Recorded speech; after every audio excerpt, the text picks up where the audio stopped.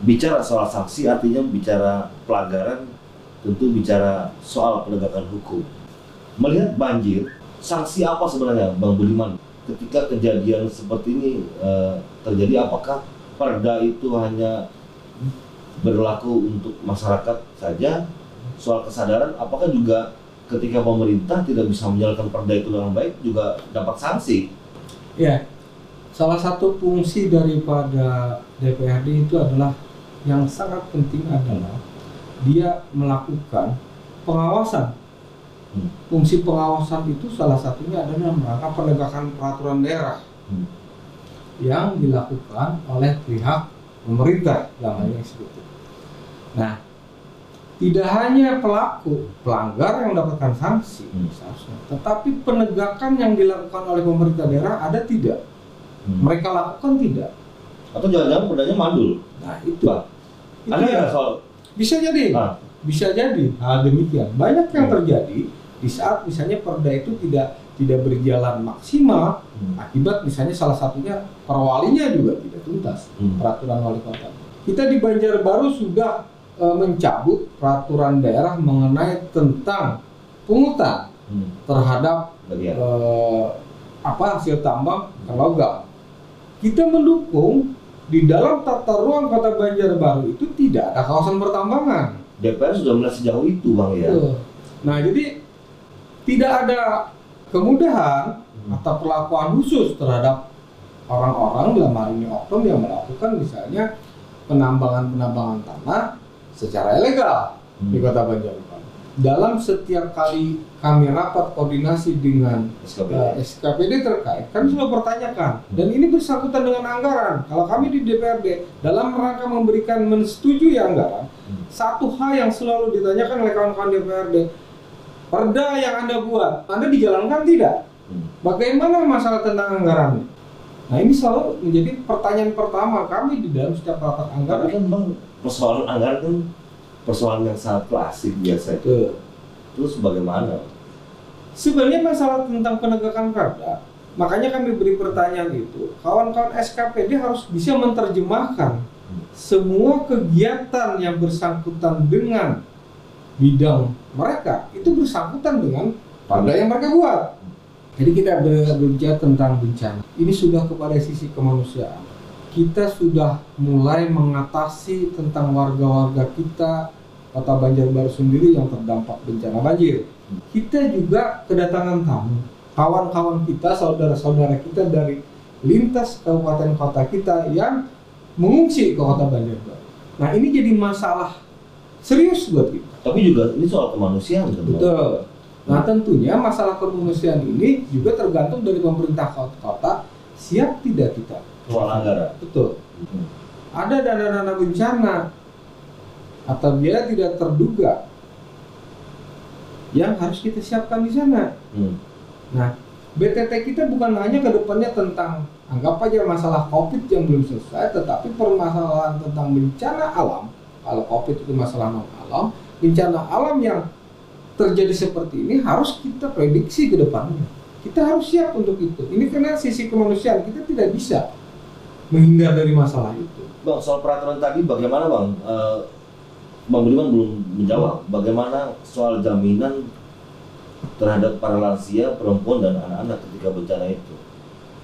Saya sampaikan tadi bahwa ini sisi kemanusiaan. Sisi kemanusiaan. Sisi kemanusiaan itu bukan hanya tentang masyarakat kita, siapapun itu dijamin undang-undang. Nah, tetapi dalam perjalanannya, akibat daripada mitigasi kita, data kita yang kurang, kemudian kesiapan anggaran kita belum siap di saat terjadi bencana, maka kalang kabutlah menangani. Ini terjadi kan di kota Banjarbaru.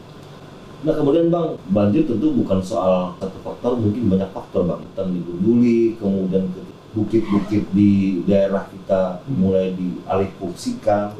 Tengah kota banyak ruko-ruko dan bangunan-bangunan yang memang kondisinya tidak terlalu memperhatikan lingkungan. Nah, jadi gini, apa yang disampaikan itu benar. Bagaimana kita mendapatkan rezeki dari sumber daya alam? Bagaimana kita dikaruniai tempat hidup yang sangat luar biasa bagus oleh Tuhan, Yang Maha Esa. Tetapi kita tidak benar cara bersyukurnya.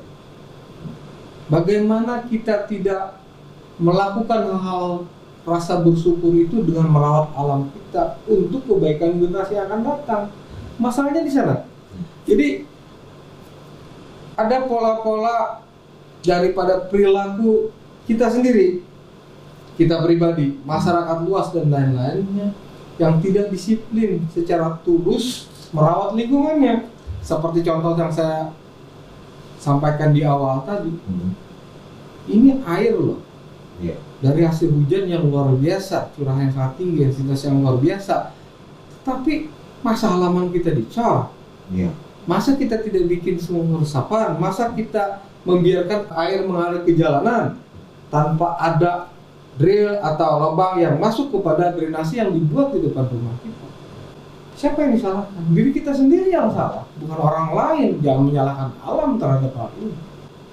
Kita kembali ke masa dulu, gotong royong. Jangan hanya masalah mampet saluran di depan rumah kita, drainase kita, pemerintah kota yang atau jangan gotong royong cuma dekat pilkada saja bang ya? Atau pada saat bicara nggak kepikiran ya? Atau kawan dinas saja yang gotong royong. Tetapi masyarakatnya, wah kita bayar pajak nih, kita sudah ini menghilangkan itu. Padahal itu hal-hal yang mengurangi daripada rasa kebersamaan kita. Masih agak kurang greget dengan Bang Budiman. Saya ingin mengorek Bang Budiman, beliau juga seorang aktivis lingkungan. Ketika ada gedung sekolah yang terendam di Cempaka, kemudian bagaimana gedung sekolah yang ada di bawah jalan utama Jalan Ahmad Yani di Wilayah Anggang, dan hal yang menurut saya kurang relevan ketika ada satu gedung yang menanggulangi bencana, ternyata di dalam gedung tersebut ada beberapa instansi. Layakkah ini terjadi? Baik, ya kita melihat banyak dampak yang yang kita dapat, yang jadi PR kita ke depan ini, baik masalah sarana-sarana fasilitas pendidikan yang terdampak akibat bencana alam banjir di kota kita. Nah, ini bersangkutan kembali kepada permasalahan di Podik kita ya, pendidikan kita. Mungkin dulu di beberapa tahun yang lalu kawasan itu aman, tetapi seiring waktu terjadi pertumbuhan masyarakat, terjadinya pertumbuhan pembangunan yang juga akhirnya berdampak kepada lingkungan pendidikan tersebut.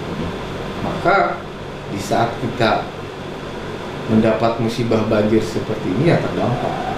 Kedepannya kalau kita tidak bisa melakukan pengendalian terhadap permasalahan banjir ini, misalnya salah satunya kita harus relokasi. Berarti butuh anggaran bang? Pasti, mau tidak mau, tetapi harus diingat bahwa pendidikan dan kesehatan itu adalah urusan wajib. Kenapa tidak? Di beberapa waktu kemarin, kawan-kawan dari Dinas Pendidikan juga intens melaporkan kepada kami terhadap dampak yang terjadi di sekolah-sekolah. Nah, ini harus kita atasi. Kita rencanakan dengan baik sehingga kita tidak mengulang lagi kesalahan-kesalahan. Mau tidak mau, ada sekolah-sekolah yang kalau memang diperhitungkan secara demikian rupa akan terus-menerus mendapatkan dampak, harus relokasi kita lakukan.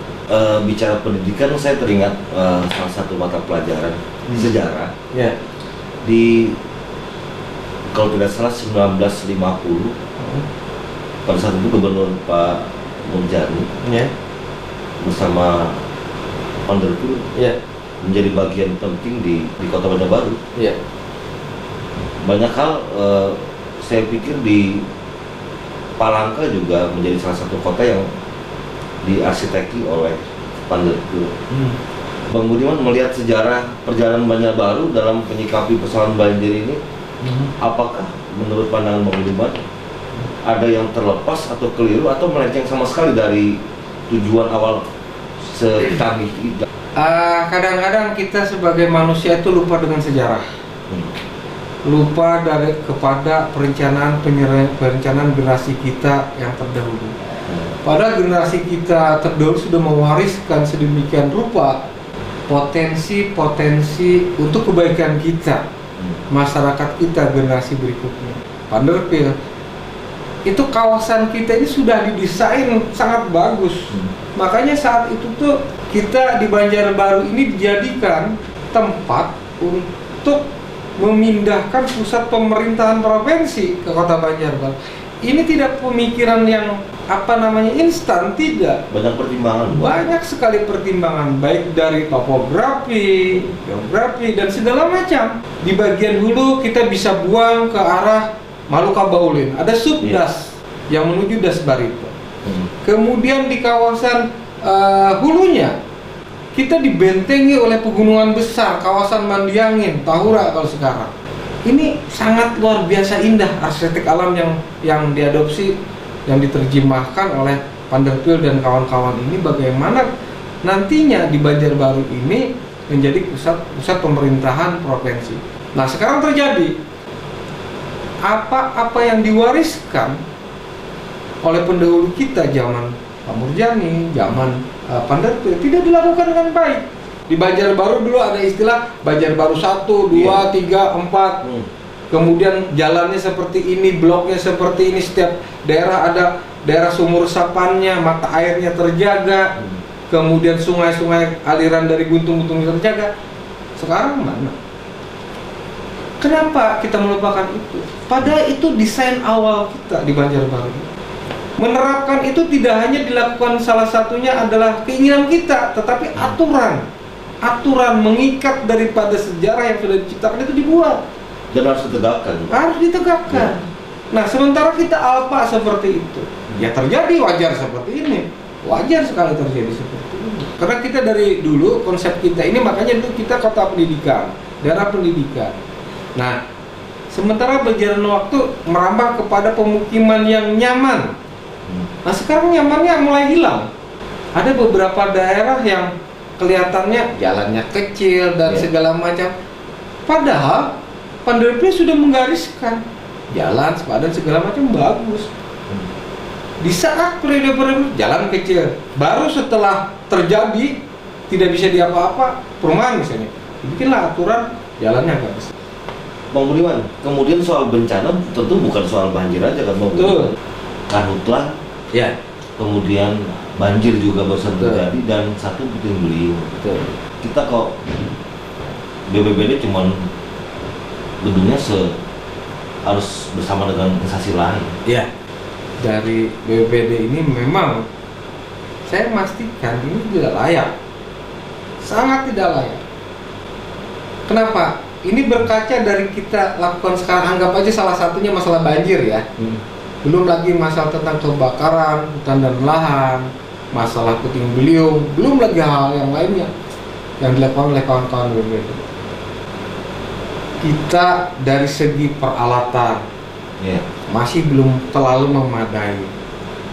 Kantor ada 4 ya rasanya di sana. Tambah 1 damkar, 5 dengan dalam. Tumpuk brok di sana. Nah, kedepannya tentunya BPBD dalam hal ini pemerintah kota harus sangat serius memperhatikan fasilitas ini. Harus ditingkatkan grade-nya. Minimal kantornya harus tersendiri, logistiknya, perlengkapan dan segala macam harus ada. Perawatannya juga bagaimana, kesejahteraan mereka bagaimana. Kemudian cukup memadai tidak personal. Ada 30 atau berapa ya? 30 staf. 30 staf campur dengan kawan-kawan yang sifatnya tenaga kontrak. Iya, tenaga kontrak. Jangan berpikir bahwa bencana itu tahun ke tahun itu makin kurang, pasti makin tinggi. Tidak banjir, kebakaran. Tidak kebakaran, puting beliung. Tidak masalah alam, non alam. Bang Budiman, terakhir, siapa yang bertanggung jawab? Saran dari Komisi 1, kita sebagai pemerintah, baik eksekutif dan legislatif, harus menjamin kenyamanan hidup masyarakat kita. Dan masyarakat sendiri harus bertanggung jawab terhadap lingkungan masing-masing. Nah, jangka panjangnya sangat jelas sudah. Kita harus melakukan pemulihan terhadap kawasan hulu dan hilir bertahap untuk menyeimbangkan daya tampung dan daya dukung alam ini. Jangka pendeknya kita harus juga membuat segera mungkin peraturan daerah. Kemarin beberapa waktu kami minta kepada Pak Sekda lakukan yang tegas, bongkar. Kalau perlu aturannya bikin rapordanya untuk menguatkan perwali. Tidak tebang pilih Bang. Tidak ada tebang pilih. Atau memilih mana Bang? Ya itu. Gitu. Oke, kita sudah panjang lebar bicara dengan Bang Budiman, Ketua Komisi 1 DPRD Kota Banjarbaru. Semoga apa yang kami diskusikan dalam podcast ini dapat bermanfaat baik bagi masyarakat, juga para pemangku kepentingan dan pembuat kebijakan. Sampai jumpa di podcast berikutnya. Salam kata demi kata.